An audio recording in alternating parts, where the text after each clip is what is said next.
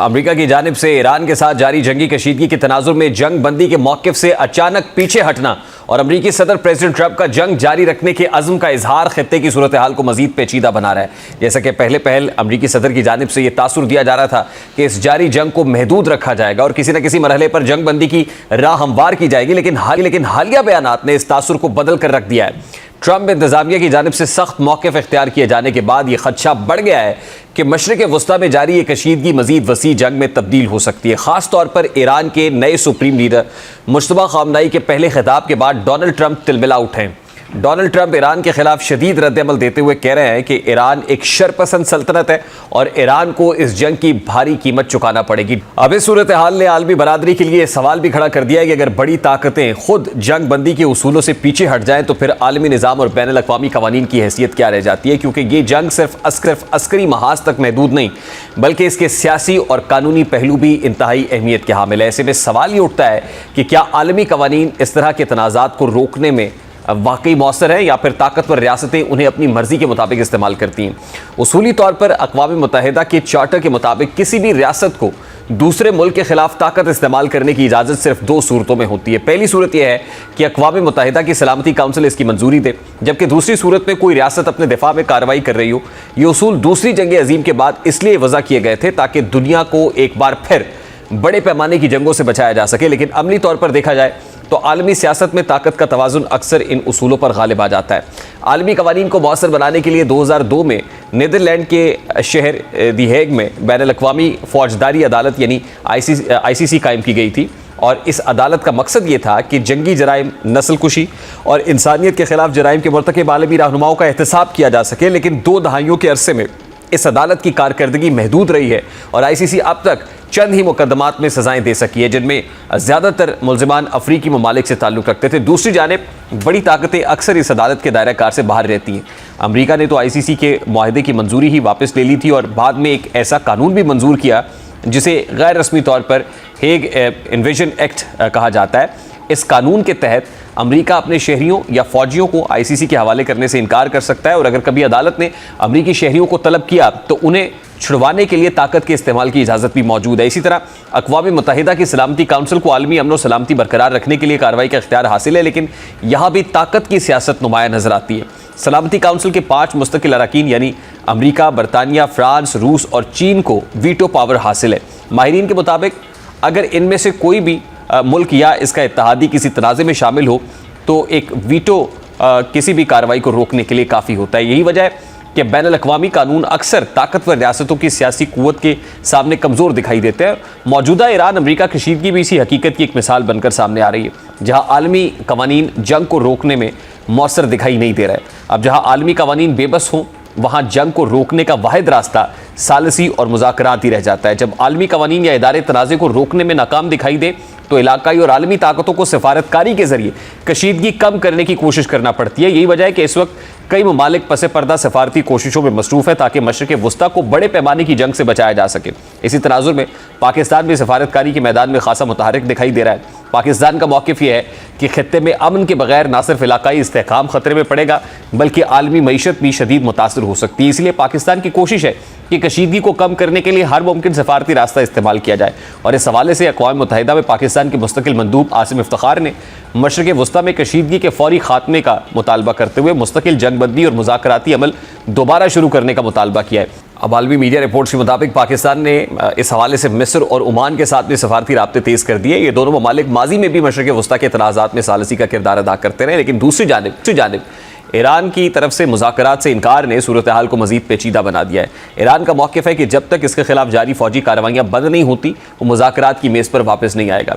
इस सूरत हाल में पाकिस्तान की सफारती कोशिशें मज़ीद अहमियत इख्तियार कर गई हैं क्योंकि कई ममालिक ये तवक्को रखते हैं कि पाकिस्तान खित्ते में एक मुतवाज़िन किरदार अदा कर सकता है। वज़ीर-ए-आज़म शहबाज शरीफ का सऊदी अरब का दौरा भी इसी तनाजुर में खासी अहमियत इख्तियार कर गया है। सऊदी अरब खित्ते की बड़ी ताकत होने के साथ साथ ईरान और अमेरिका दोनों के साथ अहम ताल्लुकात रखता है। ऐसे में पाकिस्तान की ये कोशिश है कि वो सऊदी अरब के साथ मिलकर कशीदगी कम करने के लिए कोई मुश्तरका सफारती हिकमत अमली तरतीब दे। पाकिस्तान के लिए ये मामला सिर्फ सफारतकारी तक महदूद नहीं बल्कि उसके अपने कौमी मफादात भी इससे जुड़े हुए हैं। पाकिस्तान के अपने कई जो स्टेक्स हैं वो इस तमाम तर तनाज़े में दाव पर लगे हुए हैं। सबसे अहम पहलू तवानाई और तेल की सप्लाई का है, क्योंकि मशरिक़ वस्ता में जंग की सूरत में आलमी मंडी में तेल की कीमतें तेज़ी से बढ़ सकती हैं, जिसका बराह रास्त असर पाकिस्तान की मईशत पर पड़ेगा। इसके अलावा खलीजी ममालिक में लाखों पाकिस्तानी काम करते हैं और किसी भी बड़े तनाज़े की सूरत में उनकी सलामती भी एक बहुत बड़ा मसला बन सकती है। इसलिए पाकिस्तान की कोशिश है कि खित्ते में अमन बरकरार रहे। दूसरी जानिब ज़मीनी सूरत हाल मुसलसल कशीदगी की जानिब बढ़ रही है।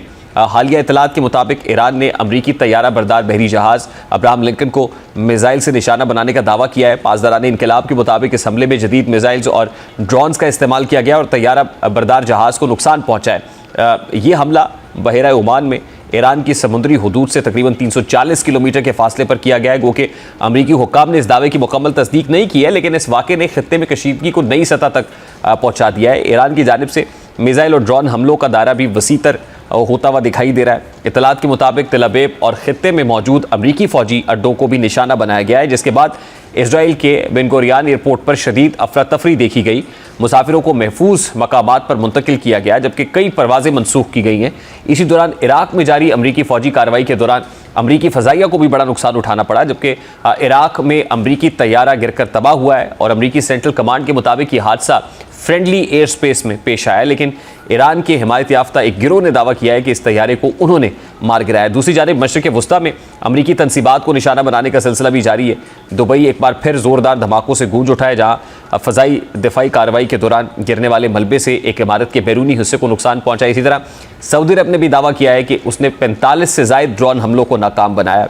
अब ये तमाम सूरत हाल इस बात की निशानदेही करती है कि जंग का दायरा सिर्फ ईरान और अमरीका तक महदूद नहीं रहा, बल्कि पूरा खित्ता इसके असरात की जद में आ चुका है। और दिलचस्प बात यह है कि इन हमलों के बाद अमरीकी क़यादत के अंदर भी तशवीश है कि बढ़ती चली जा रही है। मीडिया रिपोर्ट्स के मुताबिक ट्रंप इंतज़ामिया ईरान के मुमकिन जवाबी हमलों से खौफजदा हो गई है। यही वजह है कि अमरीकी हुक्काम ने जौहरी हमलों से महफूज खुसूसी जो डूम्सडे बंकर्स हैं वो ख़रीदना शुरू कर दिए हैं, जबकि टेक्सास में कायम एक कंपनी के चीफ एग्जीक्यूटिव ने इस बात की तस्दीक की है कि ट्रंप कैबिनेट के 2 अरकान ने बम प्रूफ बंकर्स ख़रीदे हैं। ये बंकर्स ड्रोन हमलों, बैलिस्टिक मिसाइल्स और मुमकिन जौहरी जंग से बचाव के लिए तैयार किए जाते हैं। रिपोर्ट्स के मुताबिक हालिया कशीदगी के बाद इन बंकर्स की खरीदारी के लिए मांग में भी 10 गुना इजाफा हो गया है। सिर्फ अमरीकी हुक्काम ही नहीं, बल्कि दुबई के चंद अरबपति अफराद ने भी अपनी हिफाजत के लिए ऐसे बंकर्स खरीदने के लिए कंपनी से रब्ता किया है। ये सूरत हाल इस बात की अक्कासी करती है कि खित्ते में जारी कशीदगी ने न सिर्फ आम शहरियों बल्कि आलमी अशराफिया को भी तशवीश में मुब्तला कर दिया है।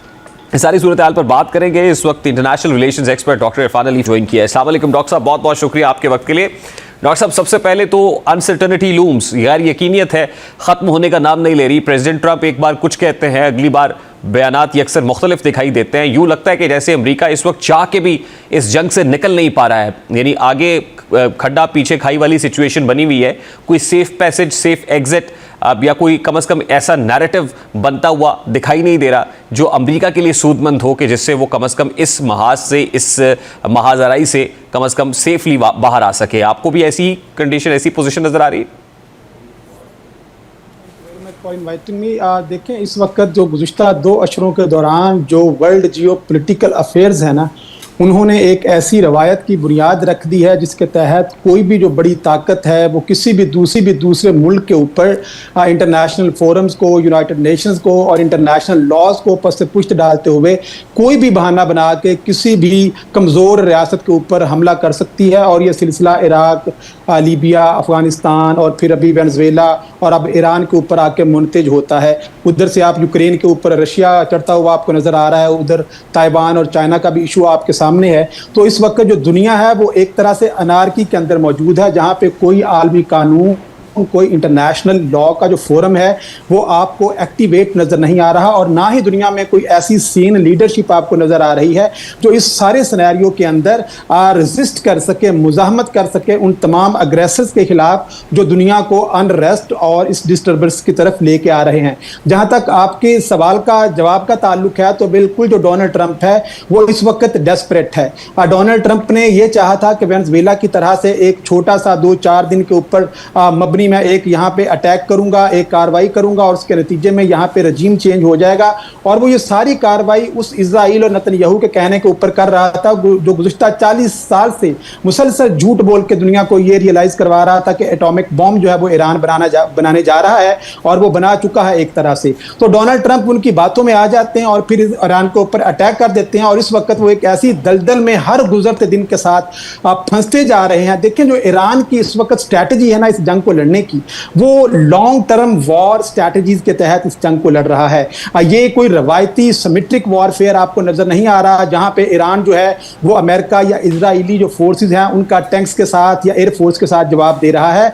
ईरान ने जो स्ट्रैटेजी 2003 के बाद इराक के अंदर अप्लाई की, और वो स्ट्रैटेजी 2011 के बाद जो सीरिया के अंदर, शाम के अंदर उसने अडॉप्ट की थी, लॉन्ग फेयर एसिमेट्रिक वॉरफेयर की जो स्ट्रैटेजीज होती हैं, जिसके तहत आप दुश्मनों के साथ डायरेक्ट कॉन्फ्लिक्ट के अंदर नहीं आते, आप डिफरेंट प्रॉक्सीज जो हैं वो उनको प्रमोट करते हैं, उनको इकोनॉमिकली मिलिटरीली सपोर्ट देते हैं, और वो आपकी भी आपके ऊपर आपके दुश्मन के जो इंटरेस्ट होते हैं उस खित्ते के अंदर उसको निशाना बनाते हैं। तो इस वक्त आप पूरे मिडल ईस्ट के अंदर देखते हैं कि जो फ्रंट लाइन थी इजराइल की और अमेरिका की अगेंस्ट द ईरान, वो तमाम मिलिट्री बेसिस थी जो उस वक्त गल्फ कंट्री के अंदर आपको नजर आती हैं, और ईरान ने चुन चुन कर उन तमाम बेसिस को निशाना बनाया। बहरीन के अंदर 5th फ्लीट तबाह कर दिया गया, अल उदीद एयर जो उनका एयर बेस था वो तबाह कर दिया गया, सऊदी अरेबिया के अंदर, बहरीन के अंदर, कुवैत के अंदर, कतर के अंदर, इवन क्या तुर्की के ऊपर 3 मिसाइल जो हैं वो जा रहे थे जिनको इंटरसेप्ट कर लिया गया था। फिर आपको कब्रस के ऊपर भी मिसाइल जो कि फॉल्स फ्लैग ऑपरेशन भी इजराइल कर रहा है। देखिए, जो इस वक्त दोनों ममालिक के मफादात थे, अमेरिका के और इजराइल के, अमेरिका की तो जितने मफादात इस रीजन में थे ना, वो तो सारे के सारे वो मरवत के कहने के ऊपर वो तो बढ़ गए हैं। मतलब उन तमाम मफादात को जो जद पड़ी है आने वाले 20, 30 या 40 साल तक, उसको रिकवर करना तो बहुत मुश्किल है। अच्छी जाए कि अमेरिका जो है वो इस रीजन के अंदर बूट ऑन द ग्राउंड लेके आए, और कम से कम 5-10 साल तक उनकी फोर्सेस ईरान के अंदर मौजूद रहें, यहाँ का रजीम चेंज किया जाए और खित्ते के अंदर एक स्टेबिलिटी हो, और फिर दुनिया जिसने अपनी इकोनॉमी जो है वो मिडल ईस्ट की तरफ लेके आए थे, उनकी थोड़ा सा जो ट्रस्ट है इस खित्ते के ऊपर बिल्ड हो जाए। लेकिन दूसरी तरफ जब आप इजराइल को देखते हैं तो वो अपने तमाम मफादात को हासिल करता हुआ नजर आ रहा है। इजराइल का अल्टीमेट जो स्ट्रैटेजी रही है इस जंग के अंदर, वो थ्रेट को मैनेज करने की कोशिश नहीं कर रहा, ना ही वो थ्रेट को बैलेंस करने की कोशिश कर रहा है, वो ईरानियन थ्रेट को डोमिनेट करने की कोशिश कर रहा है। और उस कोशिश के अंदर उसकी अल्टीमेट जो शुरू से एक ही ख्वाहिश थी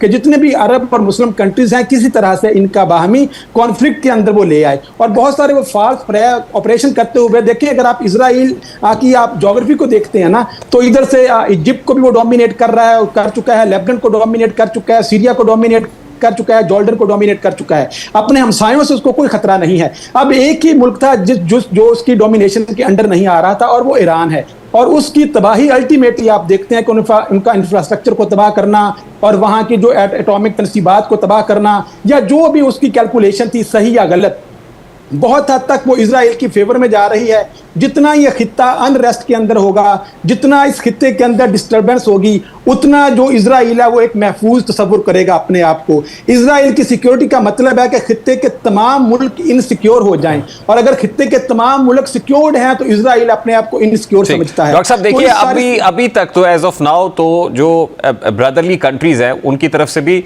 रिस्पॉन्ड नहीं किया गया, रिटेलिएट नहीं किया गया। जो ईरान की जानिब से अमरीकी फ़ज़ाई अड्डों के ऊपर अटैक्स किए गए, वो यूएई हो, वो कतर हो, या वो दीगर नेबरली कंट्रीज़ हों, वो नहीं हुआ उनकी तरफ से। तो फिर भी जो सैनिटी है वो प्रिवेल की है।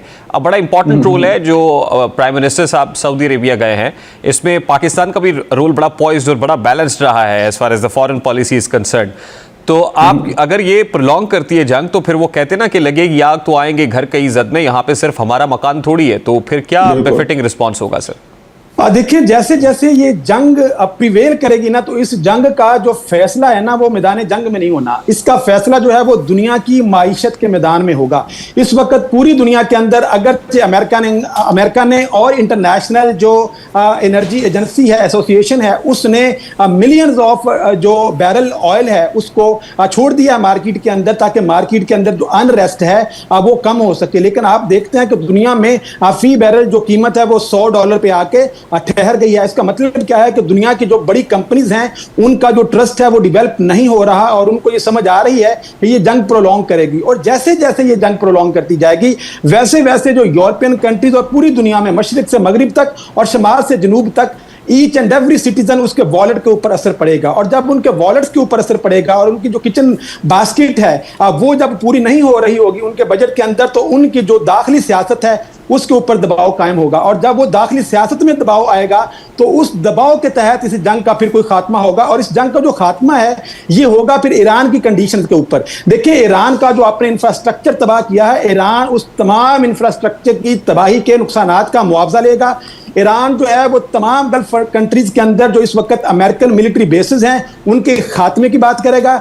ईरान जो है वो अपने ऊपर लगी हुई तमाम जो सैंक्शंस हैं उनके खात्मे की बात करेगा। और ईरान जो है इंटरनेशनली जितने भी उनके अकाउंट्स मुंजमद हैं, उनके रिसोर्सेज को इंटरनेशनल बैंक्स के अंदर मुंजमद किया गया है, उन तमाम अकाउंट्स को रिकवर करने की बात करेगा। तो ये जंग का जो अल्टीमेट खात्मा होगा वो अब ईरान अपनी क्योंकि बका की जंग लड़ रहा है, ये समझना बड़ा जरूरी है दुनिया के लिए। और इसी वजह से जैसे आपने कहा कि गल्फ कंट्रीज ये बात समझते हैं कि ईरान इस वक्त जिस कंडीशन के अंदर फंसा हुआ है वो उसने पूरी 40 साल तक अमेरिका के ऊपर बॉम्ब फेंकने के लिए तैयारी नहीं की है या ऊपर इजराइल के ऊपर मिसाइल फेंकने के लिए तैयारी नहीं की है। अल्टीमेटली उसको पता था कि ना तो वो टैंक्स के साथ अमेरिका से जीत सकता है ना अपने जेट्स के साथ जीत सकता है। अल्टीमेटली उसकी जो एसिमेट्रिक वॉरफेयर स्ट्रेटेजी है वही इसको प्रोलॉन्ग करती जाएगी।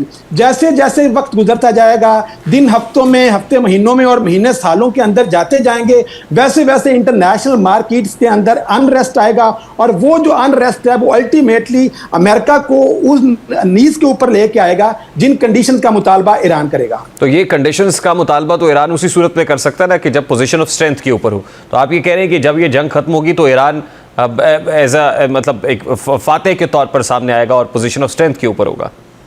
देखिए, अभी तक की जंग की सिचुएशन आपको क्या बता रही है? इस वक्त तक कौन फाते है इस जंग के अंदर? जितने भी ऑब्जेक्टिव्स थे अमेरिका के या इजराइल के, उनमें से कौन सा ऑब्जेक्टिव है सिवाय इसके कि आपने लाशों के ढेर लगा दिए? अगर तो लाशों का ढेर लगाना और मकानात को मलबे का ढेर बनाना ये आपका ऑब्जेक्टिव था तो ठीक है, अमेरिका और इजराइल जीत चुके हैं। लेकिन अगर अमेरिका और इजराइल के ऑब्जेक्टिव ये थे कि हमने रजीम को चेंज करना है, हमने उनकी एटमी तनसीबात का खात्मा करना है, हमने ईरानियन रेवोल्यूशनरी गार्ड्स को खत्म करना है, हमने एक्सिस ऑफ रेजिस्टेंस को खत्म करना है, हमने स्टेट ऑफ हरमुज को आजाद करवाना है, तो उनमें से कौन सा ऑब्जेक्टिव है जो पूरा होता हुआ आपको नजर आ रहा है? देखिए, ईरान इस जंग को अपनी आखिरी जंग समझ के लड़ रहा है। उसको यह पता है कि अगर आज उसने इंतहाई वीक पोजीशन के ऊपर कोई डील कर ली, कोई सीज फायर कर लिया, तो जैसे 6 माह के बाद अब दोबारा से ये जंग शुरू हो गई है, तो कौन ये गारंटी देगा कि 6 माह के बाद दोबारा से ये जंग शुरू नहीं होगी? क्या खलीजी ममालिक कुछ इस तरह की अनसर्टेन सीज फायर की तरफ आने की आप कोशिश करेंगे